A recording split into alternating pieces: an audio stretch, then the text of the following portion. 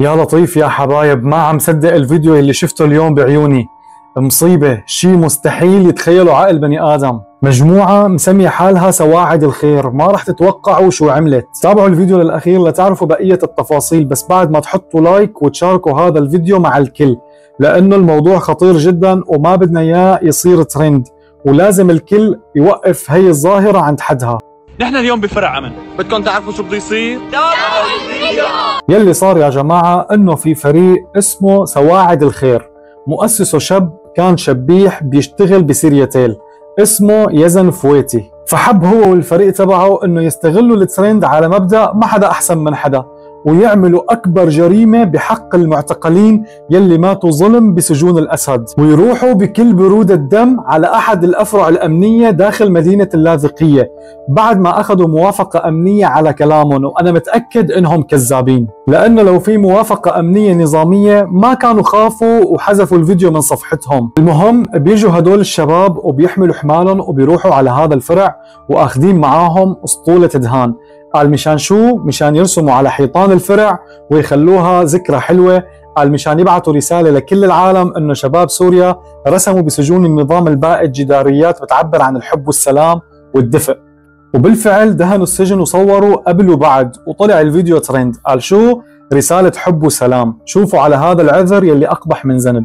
ومين اللي حكى هذا الكلام؟ هي مديرة الفريق نعمة حسينو. لك مين هذا صاحب الفكرة الغبية اللي قال لكم تعملوا هيك؟ انتم ما في بمخكم عقل؟ ما في تفكير؟ لك كيف بتروحوا بتطمس ذكريات وآلام هدول المساجين؟ الجدران هاي فيها أدلة تاريخية وجنائية بتدل على الحقبة اللي مرقنا فيها، والدول الثانية بتعمل سجونها متاحف لتورجي الأجيال بشاعة يلي صار وما يتكرر ويتعلموا الدرس، لأنه كل حرف مكتوب وكل اسم وكل عبارة انكتبت كانت طالعة من جوا القلب ومن جوات الروح. كيف أنت بتيجي وبتطمسها وبتخفيها؟ ما بكفي ماتوا وانخفوا بالظلم يلي صار عليهم؟ بدكم تطمسوا آثار الجريمة بكل ابتذال وقلة حياة وعدم احترام للمعتقلين وعذاباتهم وتضحياتهم، وكأنه سوريا أنهت مسار العدالة الانتقالية، وكأنه اللجان الحقيقة أنهت عملها، وكل شيء أدلة ووثائق تم جمعها وتم تحديد الجنات ومحاسبتهم، وانجبر الضرر وتخلدت الذكرى وتعوضوا الضحايا وعائلاتهم، وبقي هي الزنزانة فاضية. تيجوا انتوا يلي مفكرين حالكم عباقرة وتطلعوا بابتذالكم الطفولي وتروحوا وتدهنوا حيطان هي السجون. اقسم بالله شي قمة بالاستفزاز. لك يخرب بيتكم. قال شو؟ سواعد الخير. لك انتوا سواعد الشر.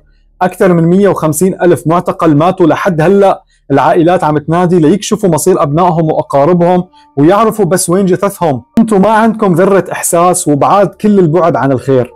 وللمعلومة بس، هذا الفريق كان يشتغل ويعمل حملات تطوعية على زمان بشار ومرته لحتى يلمعوا أسمائهم لبيت الأسد. كانوا يشتغلوا بأمر من أسماء الأسد لمراقبة الناس تحت ما يسمى فريق سواعد الخير. الفريق نفسه تابع لأسماء الأسد، وكانوا ينظموا مسيرات أسدية، ورئيس الفريق يلي اسمه يزن هو مذيع بالقناة السورية، وأبوه كان ضابط بسرايا الدفاع. تساعد وتعمل عمل إنساني وخيري، بس مو بهي الطرق.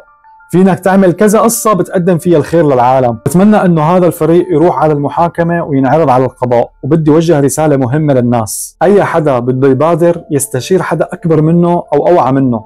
مو نحمل سطلين دهان ونروح ندهن بس لنقول نحن مع الثورة ونحب صالح البلد العام. هي ملكية بلد ذات بعد سياسي وتاريخي، وواضح انه ما عندكم اي فكرة عن هذا الموضوع. يعني حابين تعملوا شيء، روحوا فرغوا طاقاتكم بكرسي الجنينة، بحيط مدرسة، ولو انه حتى كرسي الجنينة الله يكون بعونه على ذوقكم بالالوان وبالرسم. ديم الله السجين لو شاف الوان هي السجن هيك ليفضل المنفردة ويروح عليها. احنا واجبنا نوقف ضد اي فريق او اي حدا حابب انه يروح يدهن السجون هي، نوقف بوشه ونمنعه، لانه هذا يا جماعة مو ترند ومو شغلة اللي ما له شغلة. كل واحد راح جاب لي سطلين دهان وراح دهن السجون. اقسم بالله هي جريمة كبيرة ولازم العالم تتعاقب عليها. كيف بدك تفهم جيلي وجيلك واولادي واولادك انه كان في عائلة عم تحكم سوريا وكانت تعمل هيك وهيك وهيك؟ كيف؟